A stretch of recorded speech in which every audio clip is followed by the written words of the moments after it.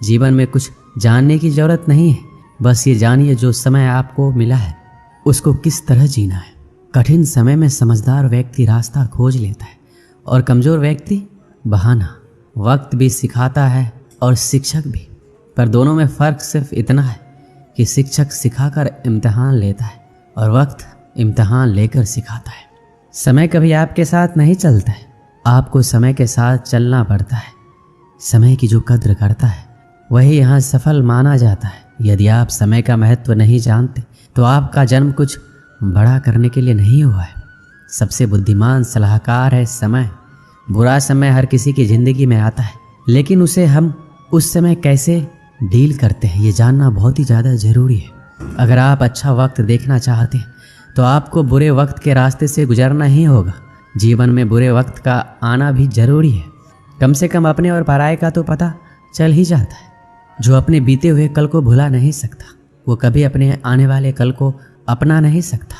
अमीर लोग समय में निवेश करते हैं, गरीब लोग धन में निवेश करते हैं।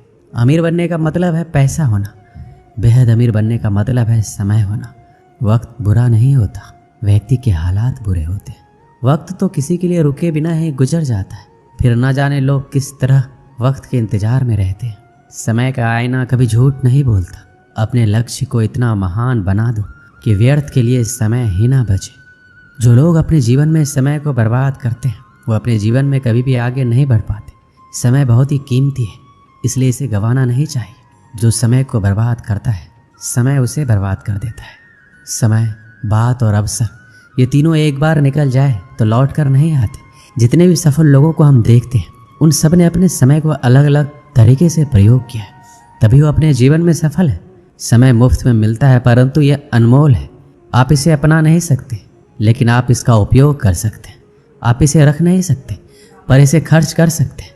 एक बार इसे आपने खो दिया तो वापस आप इसे नहीं पा सकते। वह व्यक्ति जो अपनी ज़िंदगी का 1 घंटा भी व्यर्थ करने का हिम्मत रखता है उसने अभी तक ज़िंदगी की कीमत नहीं समझी।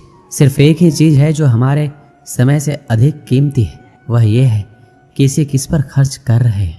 समय की कीमत धन से अधिक होती है। कार्य करने के लिए कोई भी समय सही नहीं होता। खुद को तैयार करने से पहले अपनी चाल चले और सब कुछ अपने आप ही अपने उचित स्थान पर आ जाएगा। बहुत पहले समय की बात है। एक छोटे से शहर में एक धनी व्यक्ति रहता था।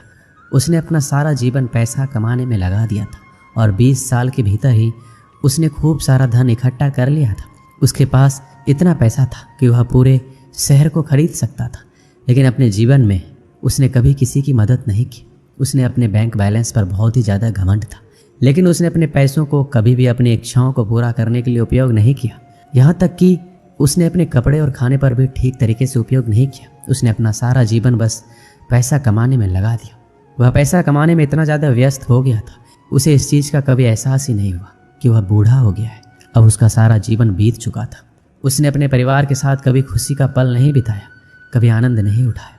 वह समय आ गया जब मृत्यु के देवता यमराज ने रात में उसके दरवाजे पर दस्तक दी। यमराज बोला, तुम्हारा समय समाप्त हो चुका है, अब तुम्हें मेरे साथ चलना होगा। व्यक्ति ने उत्तर दिया, लेकिन मैंने अपना जीवन अभी जिया ही नहीं है।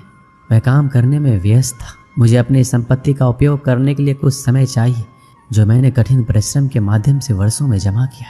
यमराज ने कहा, नहीं, मैं तुम्हें अधिक समय नहीं दे सकता। यही सीमित है और लिखित समय को मैं अपनी मर्जी से बढ़ा नहीं सकता। आदमी ने कहा, देखो, मेरे पास बहुत सारा धन है, मैं आपको अपने धन का आधा हिस्सा दे दूंगा। क्या आप मुझे 1 और वर्ष देंगे? यमराज ने कहा, नहीं, ये संभव नहीं है। आदमी ने कहा, ठीक है, मैं आपको अपने धन का 80% दे दूंगा। क्या आप मुझे कम से कम 1 महीने का समय देंगे? यमराज ने कहा, नहीं। आदमी ने कहा, ठीक है, मैं आपको अपनी सारी संपत्ति दूंगा, बदले में मुझे 1 घंटा मिल सकता है। यमराज ने कहा, आप अपने धन के साथ समय नहीं खरीद सकते। आखिरकार आदमी ने कहा, मुझे कुछ मिनट दे दो, मैं एक पत्र लिखना चाहता हूँ, आप इसे मेरी अंतिम इच्छा के रूप में स्वीकार कर सकते। यमराज इस बात पर सहमत हो गए। उस आदमी ने अपने शहर के